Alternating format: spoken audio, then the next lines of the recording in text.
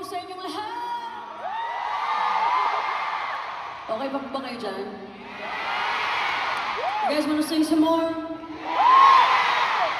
Yun po yung last number po talaga namin. Pasensya na po kayo. Ubus na po ang budget sa mga pa-flame-flame ni Direct Jack.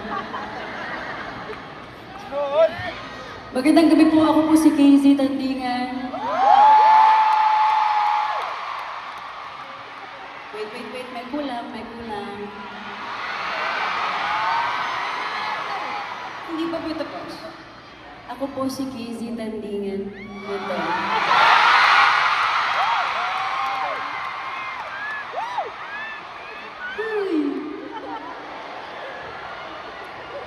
Maraming salamat po sa inyong pagdalo ngayong gabi. Ma'am, go lang po. Saan po kayo papunta? By all means, move at a glacial pace.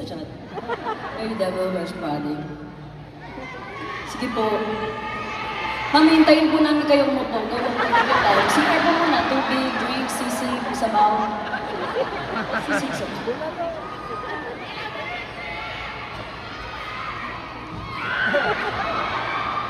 Ano yun? Uhog? Lipstick?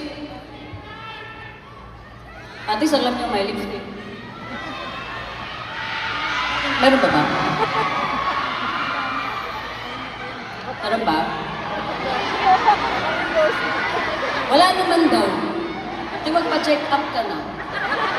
Meron nga? Saan mo? Uy, ganda ng makeup artist. Single to, guys. Ay, like this is the perfect opportunity, girl. She's single. Magaling siyang makeup artist, but she's also an architect. Diba? Bongga. At si Ate Cynthia din yung nagtanggal ng lipstick. Single din po siya. So kung meron po kayong mga single, nagmagandang loob ka na lang, ikaw manalo. Ay, pati yung sound engineer nagbulong sa tinga ko. Ako din single, ha?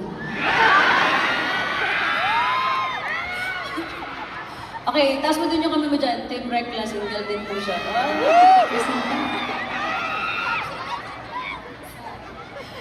Ito na po, magandang ganda ng buhok mo ngayon, naging buhok ka naman. Magandang gabi po sa inyong lahat. Maraming salamat po sa inyong pagsama sa amin ngayong gabi sa third night. Grabe, hindi po rin po kami makapaniwala. Yung dasal ko kanina bago umakyat, sabi ko, Lord, grabe ka. 4 na gabi sa Araneta Coliseum, sold out lahat. Who does these things? Sabi ko kanina, Lord, this could have been another artist, but you chose us to be the artists na gagawa netong 4 na gabi. So sobrang po kami grateful. Wala dito sa Platinum hanggang doon po sa pinakadulo. Sobrang kami nagpapasalamat sa inyo. Thank you po. Ayun, kanta na po ako. Kasi itong mga nakaraang ilang araw talaga, medyo 6, 7, alam mo. Uy, Gen Z po, ano kayo? Ipinilit. Sabi ng kaibigan ko, wow! De, pero sa totoong buhay, yun nga parang binabalanse ko pa, nakakaaral na ito Coliseum ba yung chika ako ng chika? Kasi nung unang gabi, tinry kong dapat, you know what guys? You know what guys, I'm so honored. I'm so blessed. Dapat ganun lang. The journey to where I am as an artist right now wasn't that easy. Dapat ganun. Ganun yung mga nakaka-artista doon, kahit nakaupo ka, ganun, proper, ganyan. Kahit nakaching, ganyan lang. Aching! Kaya nga nung first night, try ko talagang mas kalma ng konti yung mga chika. Pero pagdating sa likod, at yung mga tweet ng mga tao at post ng mga tao, bakit ang iksi-iksi lang ng chika mo? Sino nakuha? Kung nagjo-joke ako, bonus na lang yun. Pero kung hindi ako nagjo-joke, kung ireklamo. Kasi napipressure na ako. Sa gabi, minsan hindi na ako nakakatulog, iniisip ko na sinasabi ko na kay TJ, dapat ba akong mag-prepare ng jokes? Napipressure talaga ako, guys. Tapos pagdating sa TikTok, kahit lumabas na yung mga kanina, hindi ko alam mga. Pero tingnan mo, itong itsura ko gumanon gano'n, yun yung ipopost mo sa TikTok.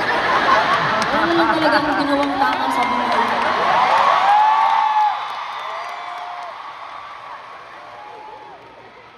Nakakatampok. Okay. Ba't ang daming bulaklak dito? DJ Montero, nagkalat, hindi naman nagwawalis. Ay, may paganyan siya, may pa-confetti-confetti siya.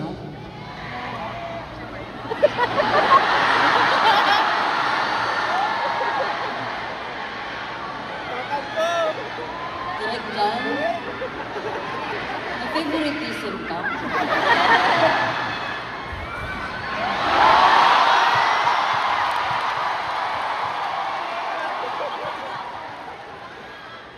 Nung huling show pa yan dito eh.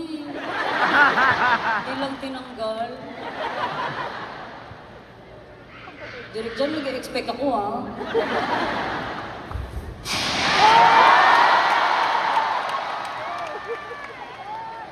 Yung gusto ko yung lumilipad-lipad na gano'n. Wala. Tampo, alam mo 5 years ko. Ano daw?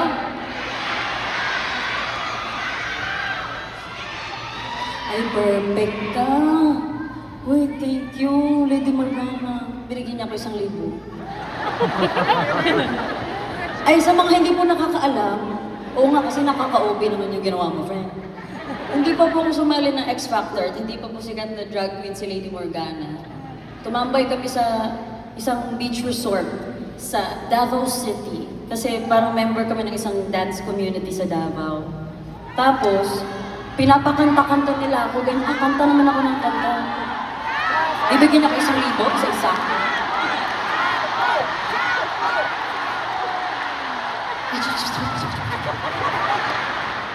Dati pa yun.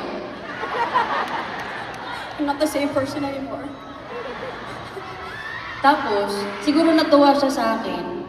Nung gabi na yun, sabi niya, alam mo, the next time na magkita tayo, bibigyan kita ng 500 pesos. Ibig sabihin yan, ibabless kita, at pag binigyan kita, mababless din ako. So every time na nagkikita kami, binibigyan ako ng 500 pesos, hanggang sa naging KZ ako, sumali ng X Factor, na kumakanta sa Araneta Coliseum, nagbibigay pa rin siya.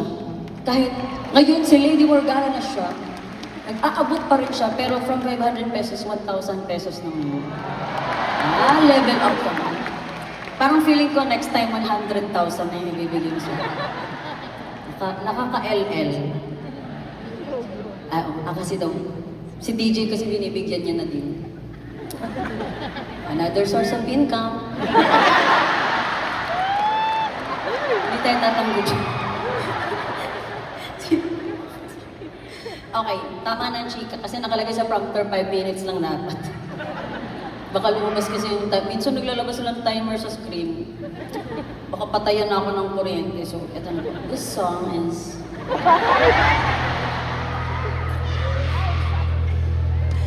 Hindi, okay. This next one is very special kasi palagi ko nga kinakwento.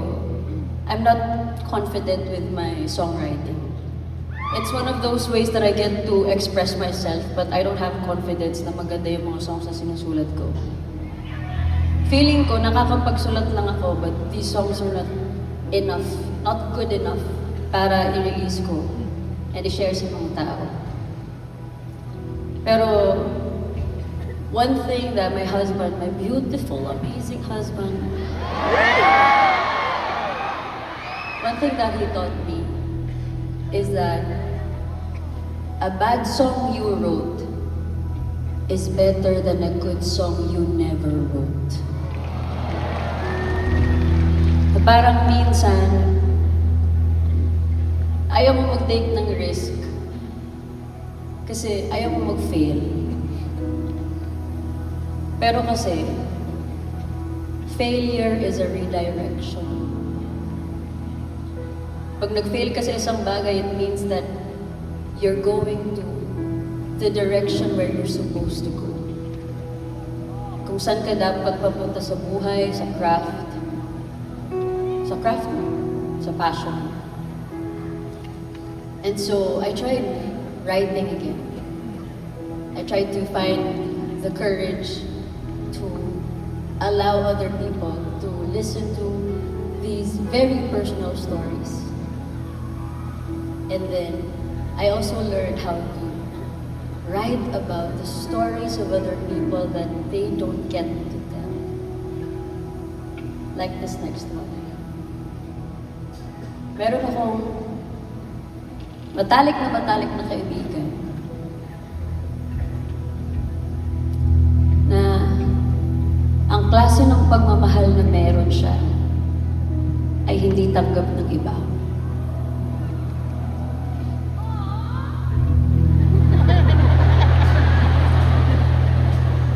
Yung klase ng pagmamahal niya ay sa paningin ng ibang mga tao mali. Yung klase ng pagmamahal na meron siya, ibis na gusto niyang ipagsigawan sa mundo.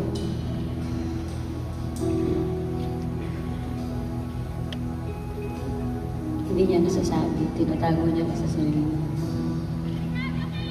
And imagine, you love this other person so much. With all of your heart. You love this person so much, your heart is about to burst. But the world is telling you, mali ka.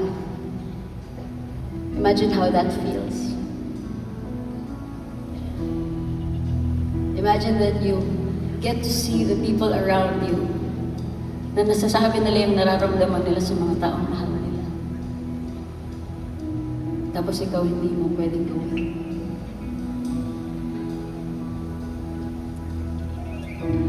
And so, because my friend is not yet ready para ipagsigawan sa mundo yung klase ng pagmamahal na meron siya, I asked this person, can I tell your story for you? And while you're getting ready, sana tumulong tong kantang tong magpaintindi na nagmamahal ka lang. At sana dumating yung panahon na ikaw na yung makakapagkwento ng kwento mo. That you don't have to hide who you are anymore.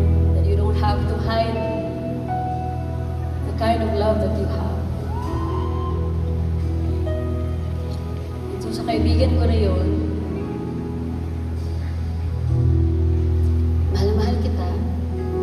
Mahal na mahal ka namin mga kaibigan mo. And we will just be here with you. We will wait with you until you are ready. Pero hanggat hindi pa, dito lang ako. Dito lang kami ni TJ. Mahal na mahal ka namin. Kung meron kang ganong klaseng pagmamahal ngayon, I hope this song brings comfort. Meron kayong kaibigan na ganun din yung nararamdaman. I hope you share this song to them and that they might feel seen and loved.